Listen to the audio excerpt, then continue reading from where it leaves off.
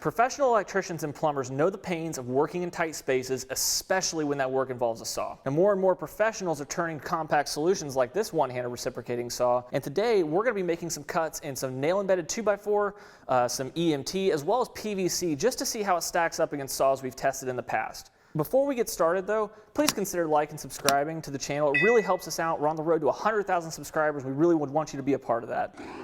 All right, so here we have Flex's one-hand reciprocating saw. This is the Flex FX2241. It's powered on their 24-volt system. You can either use the standard lithium packs or the stacked lithium pack. Today we've got the stacked lithium. That's what we ran our tests with. This thing cranks out 3,000 strokes per minute with a stroke length of 1 inch. Now, what that means is it's going to cover more material, allow the teeth of the blade to cover more material and clear more out. It does weigh 4.19 pounds as a bare tool, so it's not the lightest one on the market, but again, this is a powerful model. Total length is 14.18 inches. So, you know, again, it's a little bit of a longer tool, but it's not outrageously long. It actually compares very well to Milwaukee's M18 Hackzall. Moving to the front, we have a spring-loaded blade clamp. It's really nice. So just one hand, insert your blade, it'll lock into place, and then when you're ready to get rid of it, pop it out, boom, good to go. Now this is a pivoting shoe. It's not an adjustable shoe. You'll see there's no button to actually adjust the shoe like we see on Metabo HPT's model, but at least it does have this nice pivoting motion. It's not terribly stiff, so that's really nice whenever you're rocking through a cut. Helps you get through it a lot quicker. One cool thing, I do really commend Flex for doing this, is the dual LEDs on the front. That is huge, guys. I mean, in a dark space, it lights it up like you've got a work light behind you. It's really nice. I like it a lot.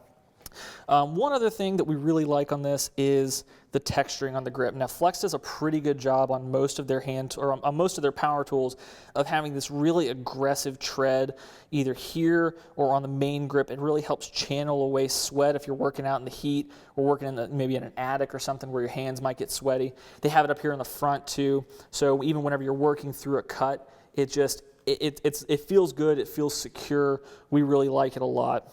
As you'd expect, you've got your blade lock right here behind the trigger, so there's your safe, there's your fire, ready to go. Despite being a little bit heavier than some of the comparable models, it is very well balanced, especially with a battery. I mean, this is just the 3.5, but I've run it with the 5 amp hour standard lithium battery, and still it's very well balanced. It's not too front heavy, and so we're pretty pleased with that. So we've got our nail embedded 2x4, our EMT, as well as our PVC piping on standby. Let's go make some cuts.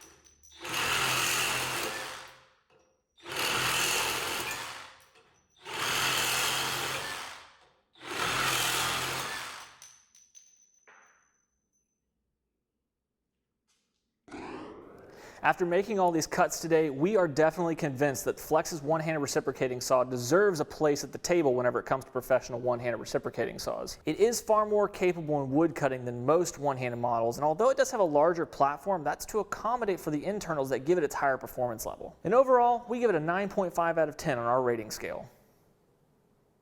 If you have any questions about this one-handed saw, leave them down in the comments below. And while you're at it, let us know what tools you'd like to see us review next. And don't forget to like this video and hit the subscribe button. And as always, thanks for watching.